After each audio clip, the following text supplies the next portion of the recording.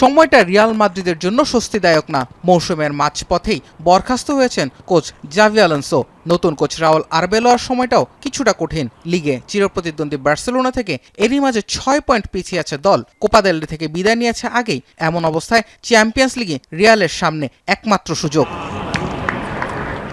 Quarter ফাইনালের প্রথম লেগে বায়ার্ন মিউনিখের বিপক্ষে ঘরের মাঠে 2-1 ব্যবধানে হারতে হয়েছিল রিয়ালকে। ফিরতে লেগ যখন বায়ার্নের মাঠে, তখন রিয়ালের ড্রেসিং রুমে বাড়তি চাপ। কিন্তু অতীত রেকর্ডটা সঙ্গী তাদের। 2011-12 মৌসুমের পর থেকে কখনোই বায়ার্নের কাছ থেকে হেরে বিদায় নিতে হয়নি মাদ্রিদের ক্লাবটিকে।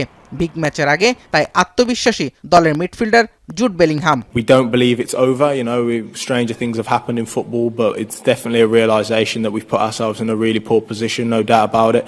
I think the good thing about it is tomorrow we have a chance to kind of remove all of that, if যদিও একই সময়ে বায়ার্ন মিউনিখের গোলরক্ষক ম্যানুয়েল নয়ার নিজের দলকে এগিয়ে রাখছেন সাম্প্রতিক ফর্ম বিবেচনায়। So ein Verein wie Real Madrid, es ist eine brutale Situation.